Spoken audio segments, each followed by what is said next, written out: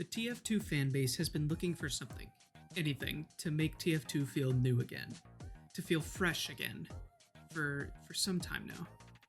Every small update moving around localization files gets people's brains sparking, hopeful for the possibility of a new big update coming.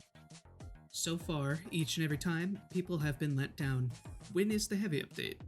When will we get more maps, more weapons, and most importantly, an ending to the cliffhanger the comic left us at? Spoiler alert. You good? Dope.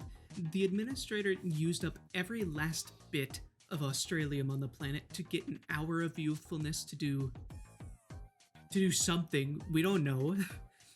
The fanbase was reaching for news. Any news that puts TF2 into the spotlight. They finally found something to grab onto on March 11th, 2021, when a teaser trailer hit YouTube.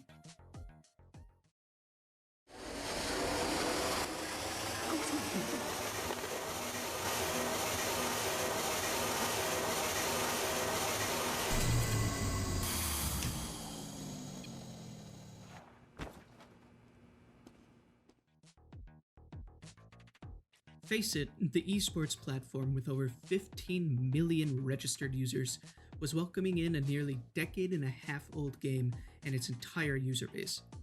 Right away, the fanbase rejoiced. New life was being breathed into the game with new casual servers, free of bots, random bullet spread, and the ever fair and balanced critical hit.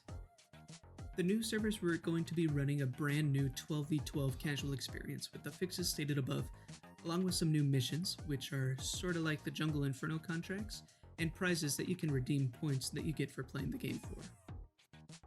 Needless to say, there were many reasons to join the hype and sign up for the beta testing FACEIT was offering. Once people began playing, however, problems began to arise. The first and most glaring issue? It wasn't casual. The Oxford Dictionary defines casual as simply relaxed and unconcerned.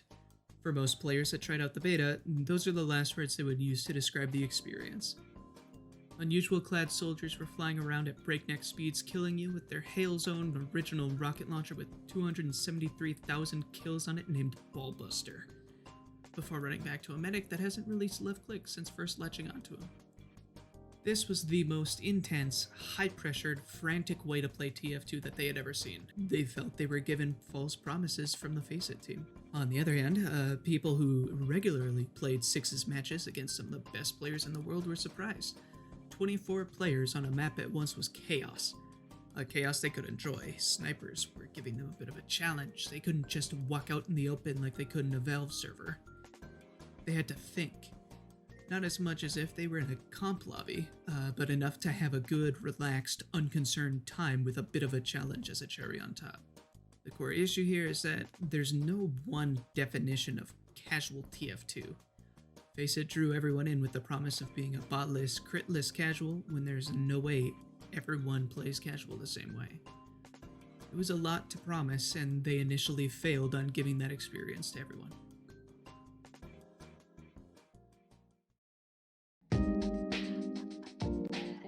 FACEIT has been working with and hosting esports for nearly a decade now.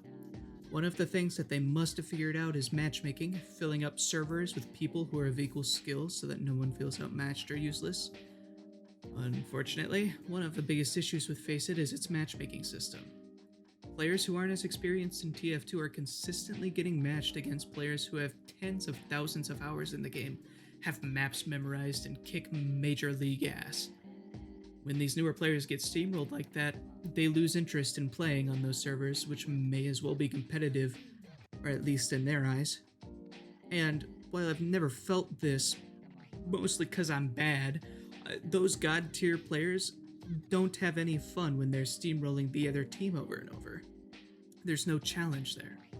The question is, why is their matchmaking bad? Well, in an interview with Aperture B, a competitive player who is crazy good at the game and is cool as hell, we got a bit closer to finding the answer. All the way to the beginning, okay? So I'm a good player. I will consistently get like a 4 to 5 KDA. Like that's very good for a TF2 player usually. Okay. Yeah. So my first game, I'm just hitting like 5, 4. Like I'm going up because the matchmaking system is trying to figure out where I am. Okay. Mhm. So it's going higher and higher because I just started. This is like my 6th match. They don't know where to put me. Okay. Wow. And then suddenly, it just crashes. It goes from here to here. Like you can see these waves, right? Wow. That is ridiculous. Like it's just It's you so can tell. sporadic. Oh, you can be like, uh-oh, he's doing too good. Fuck you. Uh-oh, and it's like a roller coaster. This isn't normal. This isn't consistent gameplay. Right, and they're trying to level it out somewhere. And it's visible. Even like this is everything. Like I can keep going. Like it's a consistent up down, and then it goes back up. And once it hits a certain peak, it crashes down again. Crash Shutdown gives you one of the hardest games you've ever played or whatever. Yeah, like this one. This was the one I think the game after you. I had a 32 KDA that game. It legitimately. What happened was after this one today, we crashed so hard because we were paired against like ridiculous teams these times, like very clear stack stuff. Yeah. So the game was at 1, 2, 3, 4. It gave us 4 losses, and it gave us 1, 2, 3, 4.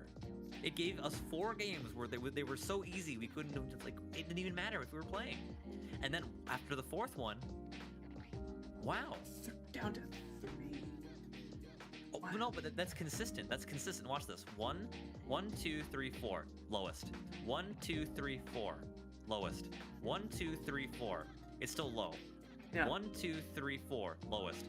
1, 2, 3, 4. Low. 1, and it goes. It's a pattern.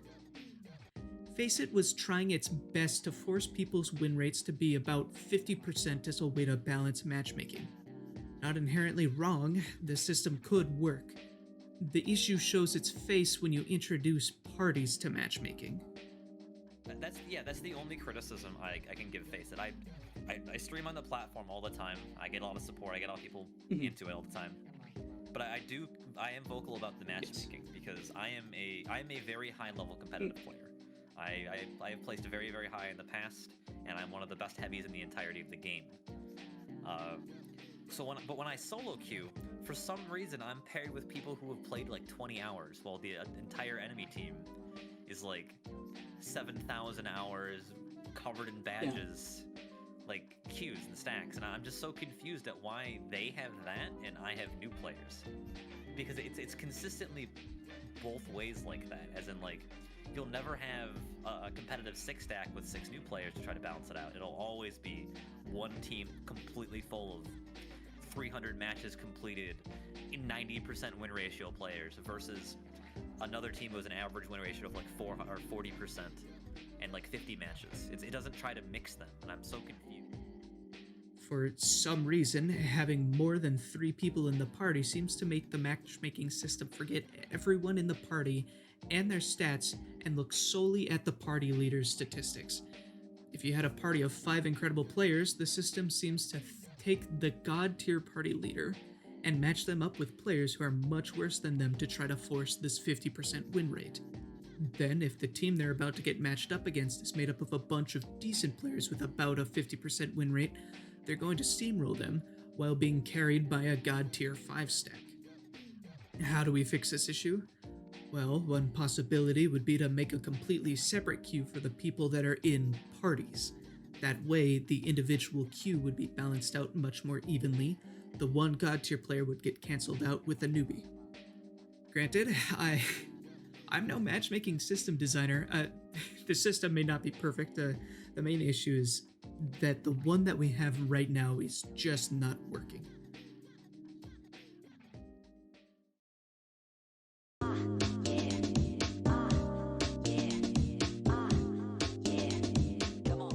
The issues of casual not being casual and the poor matchmaking are the 2 main causes of concern people have on FACEIT right now.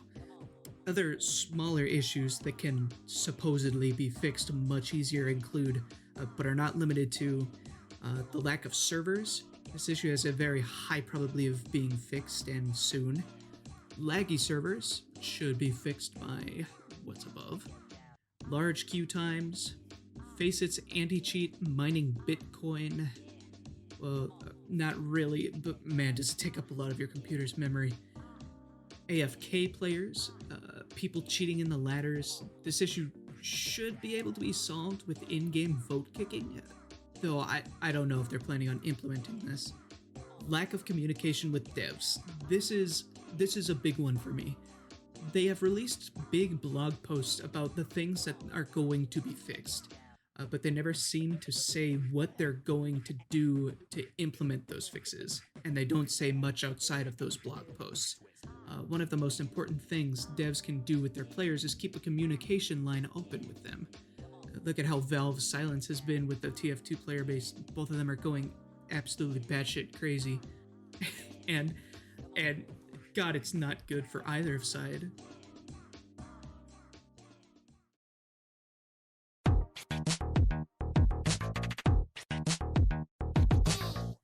Even with all of these problems, FACEIT has made something extraordinary. TF2 player counts are at a high point that we haven't seen for a long time. Small streamers and creators, like me, are making friends and connections on FACEIT's social network that they never would have gotten the chance to otherwise. A fun as hell contractor has made playing the game its own minigame, with real, tangible prizes that people are hyped for. Not to mention, I haven't seen a single aimbot in these servers, which, let's be honest, it's incredibly refreshing. FACEIT has done some great work. They've brought TF2 fans the newness that they've been craving. There are big issues to fix, sure. But I have no doubt that once these issues are addressed and fixed, FACEIT will be the best way to play TF2 a decade and a half into its life. So thank you, FACEIT. Keep up the good work. I'll be looking forward to your next blog update. Well, hello everybody.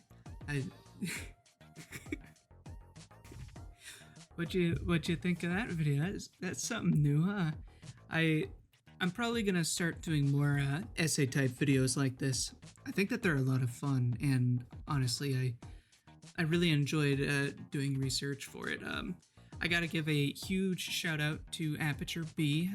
His channel is in the description. He's super cool, awesome, welcoming dude. I had never gotten to interview anyone before, but he offered to be the first, and that's really, really chill. So check his channel out for sure. Go ahead and subscribe to me if you haven't already. Hit a bell or something, like it, and you know, look out for a lot of these videos coming out soon. I'm having a good time making them, and if people are enjoying it, then I'll keep on doing it. So thank you guys all very much for watching, and I will see you in the next video.